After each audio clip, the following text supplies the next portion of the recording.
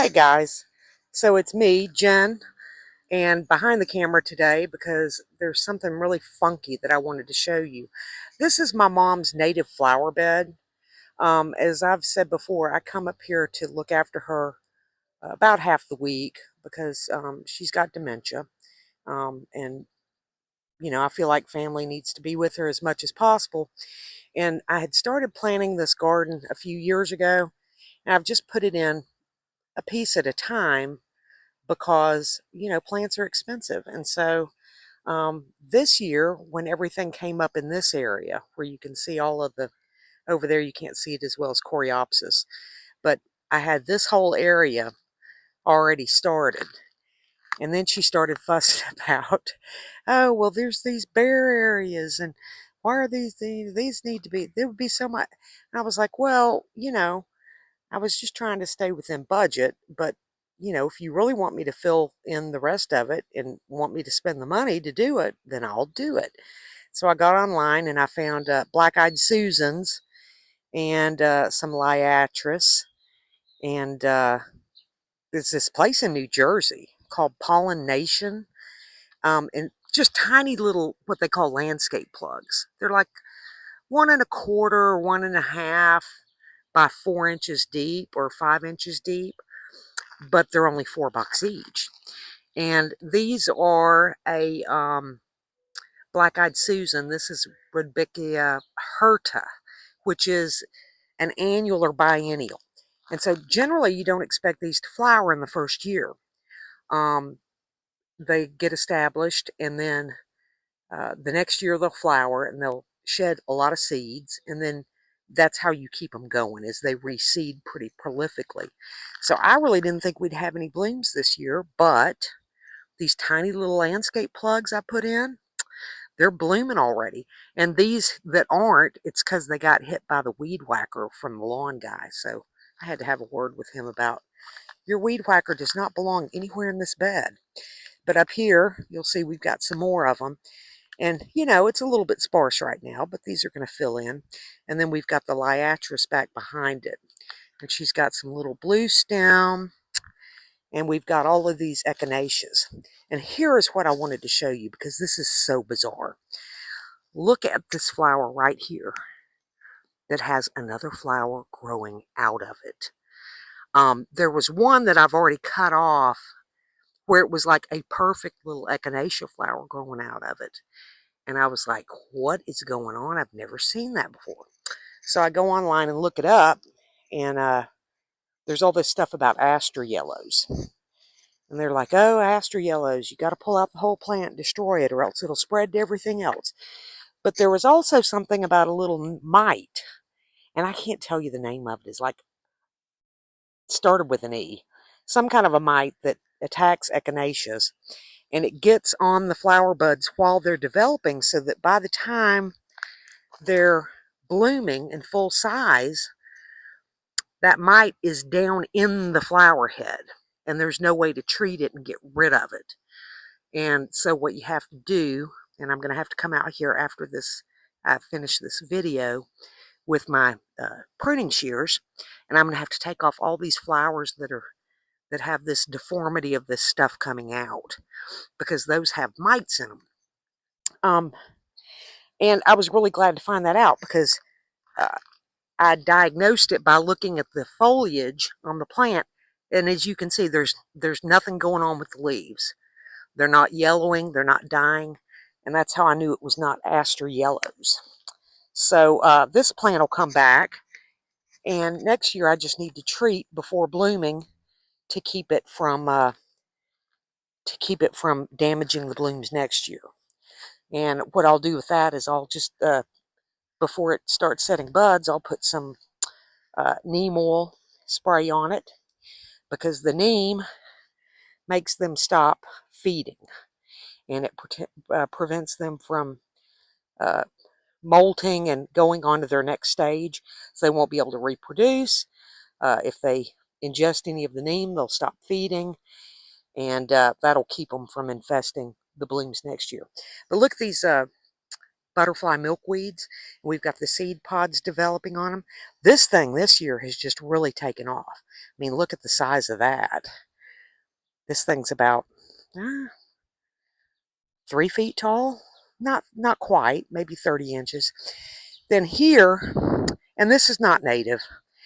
We've got a mix in here because we kind of changed plans partway through. At first, it was going to be a shrub bed. Then she said she wanted flowers.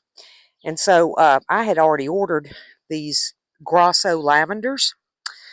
And they're not blooming really heavily this year. And I think it's because I did the cutting back on them a little bit too late. But they will go ahead and flower. They'll just flower later than they normally do. And then over here is the coreopsis that you couldn't see very well from the other side. And they're about done. But these things have been blooming since the middle of the middle of April. And then we've got some bee balm down in this area. And that over there that's laying on the ground, that is narrow-leafed mountain mint. And it's just hanging out on the ground like that because apparently that's what they do in the first year. Next year, they'll be growing up about 18 inches to 20 inches tall. So that's the garden. This is one of the things I do that makes me happy.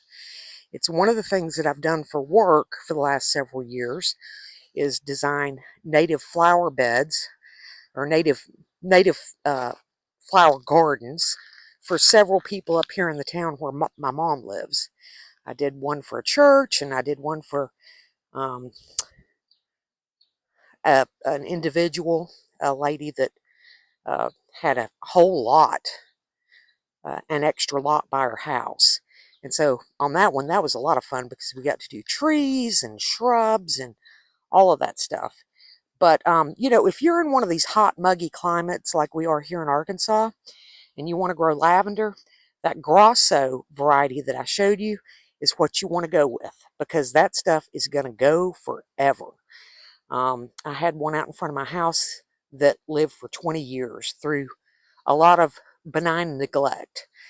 And they can really hold up to the heat and the humidity here, which the English lavenders cannot. Even though they will sell them to you at Lowe's and Home Depot, they will never do anything in your garden if you are in one of these hot, muggy, humid climates. So if you love lavender and you want to grow it, you got to search for that Grosso variety. And this here that I didn't talk about earlier, this is a plant called Arkansas Amsonia. It's Amsonia hubrecti.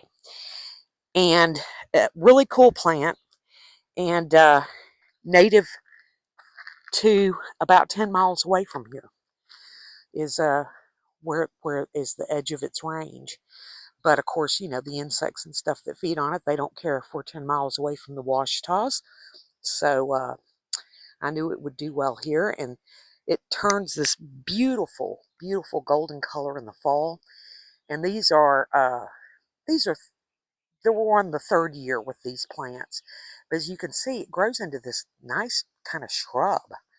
So next year, we're going to be putting in some more of these around here. But anyway, that's one of my things that I love doing. And my shout out for another channel today, which I'd be surprised if there's anybody that loves plants that hasn't seen this channel, is Crime Pays But Botany Doesn't with Joey/Tony Santoro. I believe that's his YouTube name, not his real one. But I just love watching that guy because he is just a genius when it comes to plant identification. He knows everything. And he's funny too. He's a lot of fun. And he does a whole bunch of stuff about kill your lawn, replace it with natives, and I think that's generally a good idea. But Mom is 87. She's set in her ways. She is not going to want to kill her lawn. And she's in a pretty conservative neighborhood. And so the best way to work in the natives here is to put them in a flower bed and, kind of treat it like a landscape designer would and group the plants together. Tony likes to throw them all here and there where they're all mixed in, and that's great too. But, you can make it work. You can make natives work by doing it this way. The insects that feed on them are still going to enjoy them. They're still going to hold up to the climate in your area. And, just these are not getting watered so far this year. Now, it has been, uh, fairly good on rain for the last several months. That's changing now. But last year, I was only out here dumping water on stuff twice. And it was a dry, hot year last year. So, if you want a beautiful yard and you don't want to put a whole lot of work into it or maintenance into it, natives are definitely the way to go. And I'm hoping over time on this channel that that's something that I'm going to be able to do, is to help people if they want to do some landscaping for free, by recommending plants that'll work in their area, and where they would work in their yard, and all of that stuff. So hopefully as time goes on, maybe I'll get enough subscribers that there'll be somebody that needs help with that, and they will call on me to do it. And that will give me something to do that's productive. And I would love to do it. So anyway, check out Crime Pays But Botany Doesn't if you haven't already. And I will see you next time, and we'll get back to talking about, uh, you know, how do you determine what's real and what's not, and how to think. Thanks so much. Y'all have a good one. We'll talk to you later. Bye.